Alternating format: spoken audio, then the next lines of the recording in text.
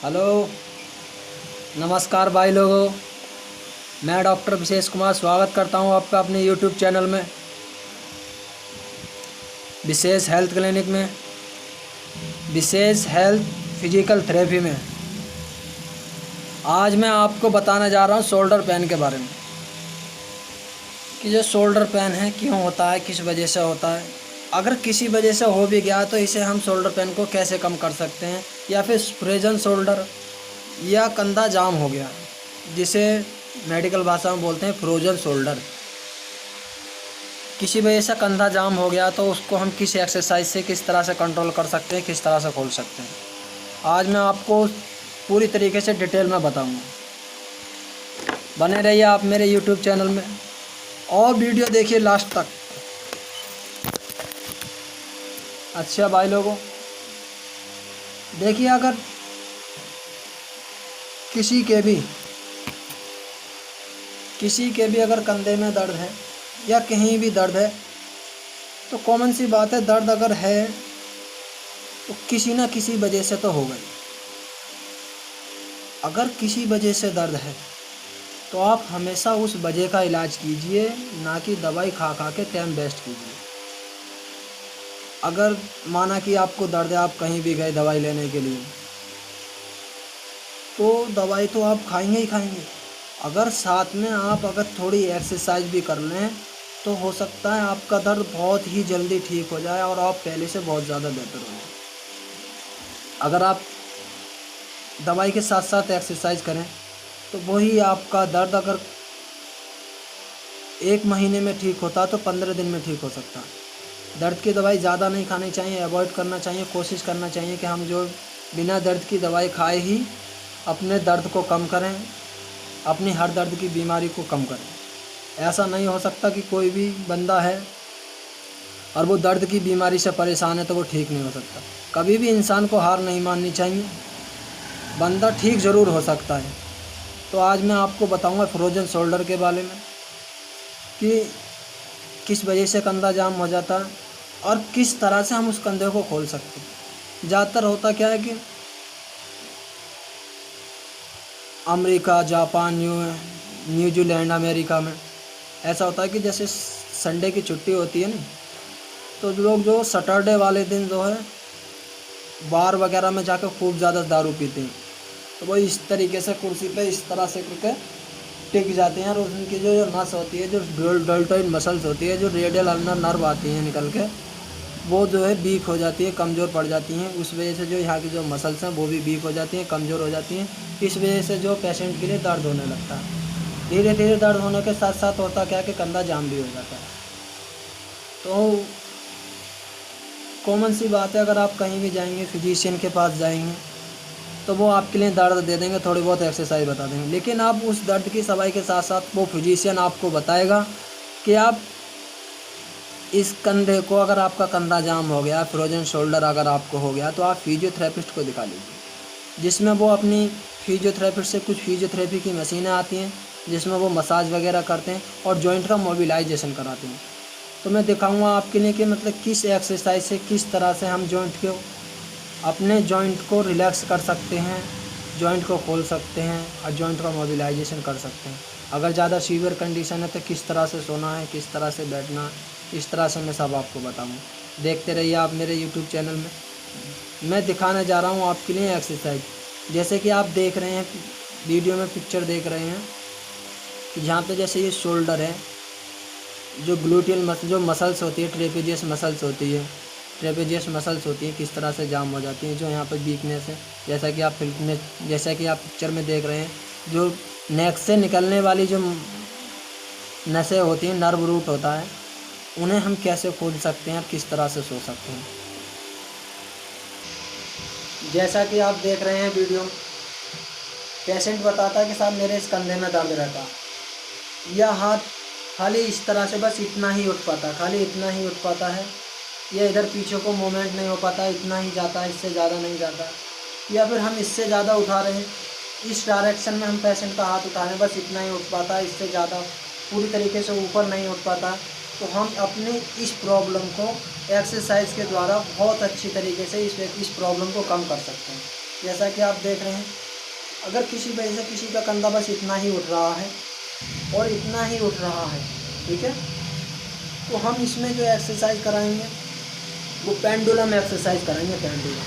Pendulum का exercise होता है कि हाथ में इस तरीके से कोई भी वेट लें, इस तरह से कोई भी हाथ में वेट लें, करीब 1 किलो 2 किलो 3 किलो इस तरह से हाथ में वेट लेके फिर हाथ को इस तरीके से हिलाएं, धीरे धीरे इस तरह से धीरे धीरे हाथ को हिलाएं।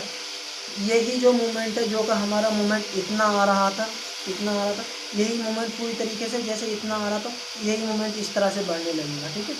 इस तरीके से हाथ में लेके वेट को इस तरीके से मूवमेंट करें, धीरे धीरे हाथ में वजन लेके इस तरीके से कुर्सी पर हाथ रख लें और पेशेंट से कहें कि इस तरीके से आप ये एक्सरसाइज करें, पेंडुलम एक्सरसाइज करें। कुछ देर के लिए ये एक्सरसाइज करें, फिर कुछ देर के लिए यही एक्सरसाइज इस तरीके से क्लॉकवाइज और एंटी क्लॉकवाइज एक्सरसाइज करें, इस तरह से घुमा। इससे आप देखेंगे कि इस एक्सरसाइज को करने के बाद आप देखेंगे आप दवाई के साथ साथ आपका कंधा कितनी तरीके से प्योर तरीके से खुलने लगा है, ठीक है। फिर जैसे कि हम देखेंगे यहाँ पे हमारे कंधे में स्टीफनेस है, तो हम थोड़ा सा कंधे के लिए इस तरीके से रिलैक्स करके थोड़ा इस तरह से करेंगे। अगर हम इस तरह से करेंगे तो काफ़ी कंधे में रिलैक्स हो जाएगा। और माना कि कंधा अगर हमारा यहाँ तक नहीं उठता, बस इसी तरीके से ही उठता है, तो हम कोशिश करें कि अपने कंधों को धीरे धीरे इस तरीके से मूवमेंट करने की कोशिश करें। सुबह उठें, शाम उठें, दोपहर उठें, जितना ज़्यादा हो सके इतनी एक्सरसाइज करें, इस तरह से एक्सरसाइज करें। अगर आप इस तरह से एक्सरसाइज करेंगे तो भी आपका शोल्डर बहुत पूरी तरीके से खुल सकता है, ठीक है। इसको करने के बाद जैसे हम देखते हैं कि ये जो मसल्स होती हैं, ये जो नसें होती हैं वीक हो जाती हैं, कमज़ोर पड़ जाती हैं। धीरे धीरे किसी के ऐसा होता है कि इनमें बायों में सुन्नी रहने लगती है, बायों में सुन्नी आ जाती है, तो हमें इसकी सुन्नी को दूर करने के लिए इस तरीके से अपने हाथ को सीधा पकड़ना चाहिए। हाथ को सीधा पकड़ने के बाद में पंजे को इस तरह से लेकर के फिर इन उंगलियों को इस तरीके से प्रेशर करना चाहिए, इस तरह से प्रेशर देना चाहिए। इस तरह से जब हम इस तरह से प्रेशर देंगे, हाथ में इस तरह से प्रेशर देंगे, इस तरह से प्रेशर करेंगे, तो ये जो नर्व होती हैं, जो रेडियल नर्व होती हैं, जो रेडियल और अल्नर नर्व होती है, जो ह्यूमरल नर्व होती है, तो धीरे से उसमें स्ट्रेचिंग आने लगती है। और जब स्ट्रेचिंग आने लगती है तो उसमें जो मसल्स में टाइट टर्न होता है, जो ट्रेपिजियस मसल्स होती है, वो थोड़ी स्ट्रॉन्ग की जगह थोड़ी रिलैक्स हो जाती है। और रिलैक्स करने के बाद में ये जो मसल्स हैं, ये जो मसल्स हैं थोड़ी थोड़ी देर रिमूव होने लगती हैं, रिलैक्स होने लगती हैं, फिर कंधे की स्टीफनेस जो है धीरे धीरे कम होने लगती है। तो एक एक्सरसाइज हम इस तरह से करें, इस तरह से करें। दीवार पे हाथ को हम इस तरह से लगा लें, हाथ को इस तरह लगा लें, फिर अपने हाथ को इस तरफ से इस यूँ ढकेंगे, ठीक है।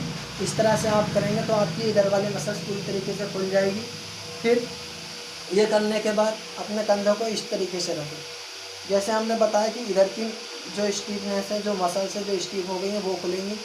फिर आपकी जो ये मसल्स हैं, फिर हमें इन वाले मसल्स को जो स्टीफनेस हो गई हैं उनको थोड़ा रिलैक्स करना है, तो वो हम इस तरीके से हाथ रखेंगे और पेशेंट से कहेंगे कि आप इस तरह से कीजिए, ठीक है, इस तरह से रिलैक्स कीजिए। तो ये जो मसल्स हैं जो स्टीफ हो गई हैं वो धीरे धीरे रिलैक्स हो जाएंगी। और जो आपका शोल्डर हो, जो जाम हो गया है, वो धीरे धीरे आपका शोल्डर खुलने लगेगा। और हम इस तरीके से पेशेंट से कहेंगे कि इस तरह से रखें, इस तरह से रखें। और इस तरह से रखने के बाद में ये हाथ इस तरह से करें, ठीक है। इस तरह से धीरे धीरे रिलैक्स करें।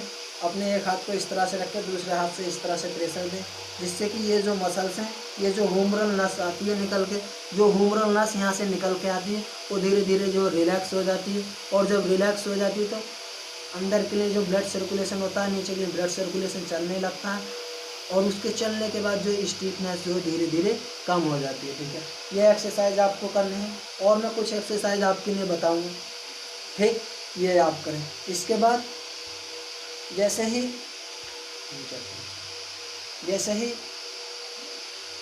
अगर आपको करना है, आपको अगर देखना है कि मुझे आराम हो रहा है या नहीं हो रहा है, तो आप अपने हाथ में चौक लें।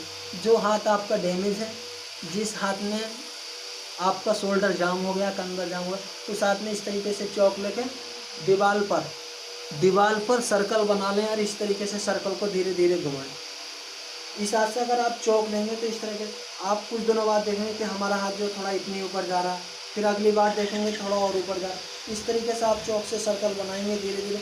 इस चौक से सर्कल बनाने के बाद में आपको ऐसा लगने लगे कि हाँ, हमारा हाथ पहले जो इतनी ऊंचाई तक उठ रहा था, अब इतनी ऊंचाई तक उठना, अब इतनी ऊंचाई।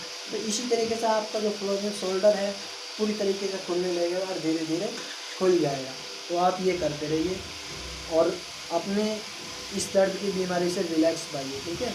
और बाकी जब आप सोते हैं तो सोने में ध्यान रखें कि इस तरह से अगर आप सो रहे हैं तो इस साइड में, जैसे कि आप सो रहे हैं तो ये जो साइड है, ये जो स्टिफनेस है, ये थोड़ा ऊंचा है, ये थोड़ा नीचा है। तो जैसे ही आप सोएं तो सोने के बाद इस साइड पे इस इतने से एरिया में एक पिलो लगा लें, जिससे कि आप पिलो लगा लेंगे। पिलो लगाने से आपका ये जो कंधा है लटका नहीं रहेगा, एक लेवल पूरी तरीके से इस तरह बना रहेगा। और जब इसका जो शोल्डर है, आपकी जो कमर है और ये जो हुमरल है, ये जो बाएं हैं आपकी, ये पूरे लेवल में रहेगी तो ब्लड सर्कुलेशन होने लगेगा और ये जो स्टीफनेस है ये भी धीरे धीरे कम हो जाएगी। और जब ये स्टीफनेस कम हो जाएगी तो आपका पूरी तरीके से जो शोल्डर है वो पूरी तरीके से मूवमेंट करने लगेगा, मोबिलाइजेशन हो जाएगा और खुलने लगेगा, ठीक है। आपको सोते वक्त ये करना। किसी वजह से आप अगर करवट लेके सोते हैं तो आप अपनी तकियों को यहाँ पे लगा के सोएंगे, ठीक है। जिससे कि आप यहाँ पे तकिया लगा के सोएंगे तो आपका कंधा जो है इस तरह से लटका नहीं रहेगा, इस लेवल में रहेगा, कोई प्रॉब्लम नहीं होगी। और आपके लिए अगर कोई एक्सरसाइज करनी है,